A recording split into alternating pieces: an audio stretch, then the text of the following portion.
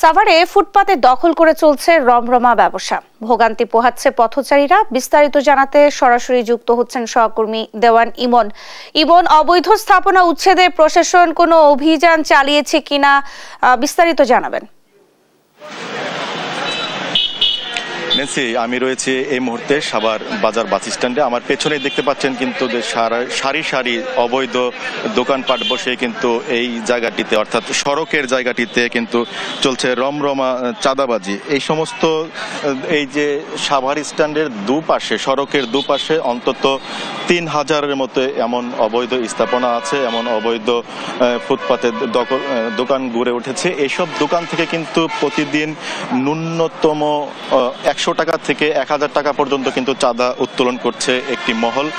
Nancy, সাধারণ মানুষের কাছে এটি ভোগান্তির মনে হলেও কিন্তু যারা এই সমস্ত দোকান বসিয়ে এগুলো পরিচালনা করছে তাদের কাছে কিন্তু এটি একটি ডিম পাড়া হাঁসের মতো।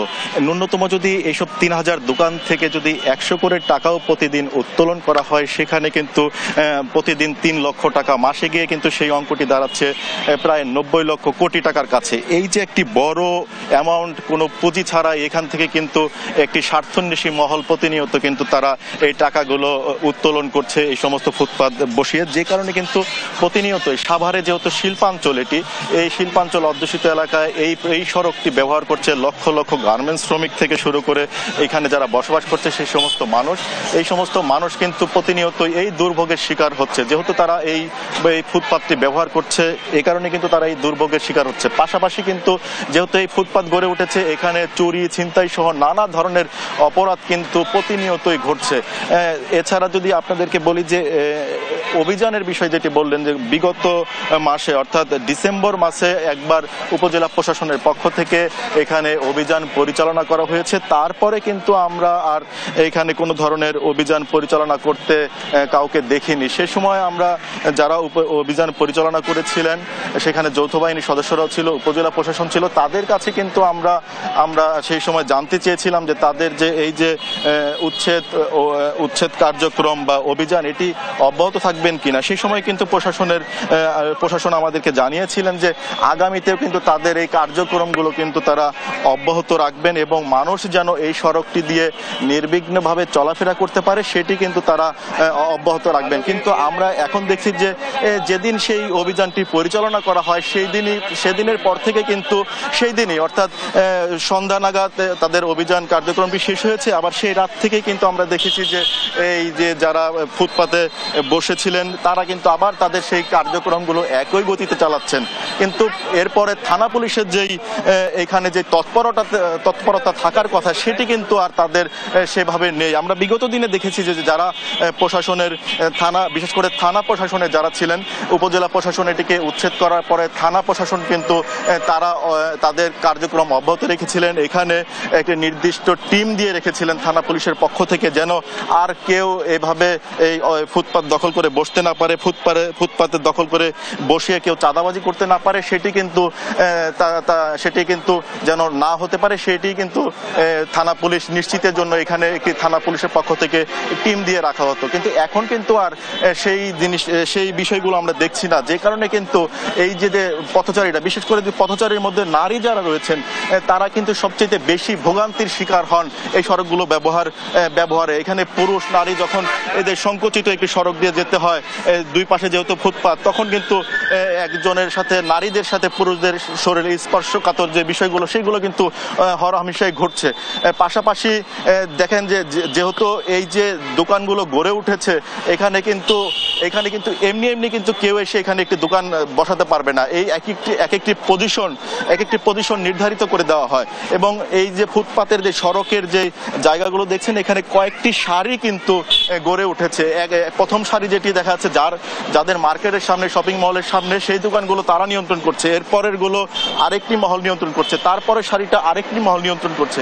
এভাবে কিন্তু কয়েকটি স্তরে কিন্তু এই সমস্ত দোকানপাটগুলো চাঁদা চলে যাচ্ছে এবং এই জনসাধারণ যেটি বলছে যে কিছুক্ষণ আগে একজনের সাথে আমি লাইভটি শুরুর আগে একজনের সাথে কথা বলছিলাম, তিনি আমাকে বলছিলেন যে আপনারা যারা জেনেও না জানার ভান করছে তাদেরকে তো আপনারা এগুলো করে জানাতে পারবেন না। অর্থাৎ তিনি এমনটি বোঝাতে চাইলেন যে যেই প্রশাসনকে আমরা দৃষ্টি আকর্ষণের জন্য আমরা এই খবর করছি, এই খবরগুলো তুলে ধরছি, দুর্ভোগগুলো তুলে ধরছি, সেই সমস্ত প্রশাসন তো নিজেরাই জানেন, যেহেতু প্রশাসনের নাকের ডোগায় এই ধরনের চাঁদাবাজি হচ্ছে, প্রতিনিয়ত দিনের শেষে চাঁদাগুলো উত্তোলন করা হচ্ছে, কারা উত্তোলন করছে এটা কিন্তু সবাই জানেন, তারপরেও কেন প্রশাসন ব্যবস্থা নেয় না, এটিই কিন্তু জনসাধারণের প্রশ্ন। পাশাপাশি যেহেতু এটি সড়কের জায়গা জুড়ে, অর্থাৎ সড়ক ও জনপদের যে সড়কগুলো আছে, লোকাল লেন আছে ঢাকার যে মহাসড়কের, এটি যেহেতু একটি গুরুত্বপূর্ণ মহাসড়ক, সেই মহাসড়কের জায়গা জুড়ে যেহেতু এই ফুটপাতগুলো গড়ে উঠেছে, সেখানে কিন্তু প্রতিনিয়ত এই লোকাল লেনে যারা এই লোকাল লেন দিয়ে যাতায়াত করে তারা কিন্তু দীর্ঘ সময় যানজটের ভোগান্তি পোহায়। পাশাপাশি আপনি দেখবেন যে জরুরি কোনো কাজের বা কোনো প্রয়োজনে যখন মানুষ এই লোকাল লেনে ঢুকে পড়বে, তখন কিন্তু তার সময়গুলো, জরুরি সময়গুলো কিন্তু সে এখানে নষ্ট করবেন এই লোকাল লেনের ইসে।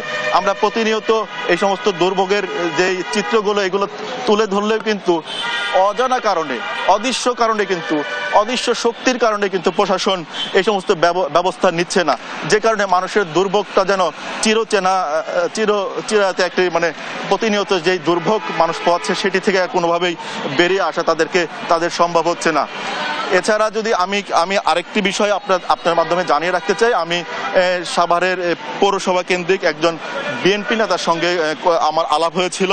তিনি যেমনটি বলেছেন যে তিনি এর আগে মাইকিং করেছিলেন যেন এই ফুটপাতগুলোকে উঠিয়ে দেওয়া হয়, কিন্তু তিনি যখন এই কার্যক্রমটি পরিচালনা করেন তারপরে যুব অধিকার পরিষদের কেন্দ্রীয় নেতা পরিচয় দিয়ে তাকে বারবারই বলা হয়েছে যে তাকে অনুরোধ জানিয়েছিল যে আপনি এই কার্যক্রমটি করছেন, এটি না করে এই ৩,০০০ ফুটপাতের যারা জীবিকা নির্বাহ করছে তাদেরকে পুনর্বাসনের একটি ব্যবস্থা করুন। দেখুন এইখানে কিন্তু এরকম এই হরহামেশাই কিন্তু এরকম ঘটনা ঘটছে। কেউ এসে একজন উদ্যোগ নেবেন, খুব কম সংখ্যক লোকই কিন্তু এই উদ্যোগটি গ্রহণ করতে চান, তারপরেও যখন উদ্যোগ নেওয়া হয় তারপরে কিন্তু বিভিন্ন জায়গা থেকে তাদেরকে তদবির করে বিভিন্নভাবে কিন্তু সেটিকে বন্ধ করে দেওয়া হয় এবং এই যে অবৈধ কার্যক্রম সেটি কিন্তু চালানো হয়।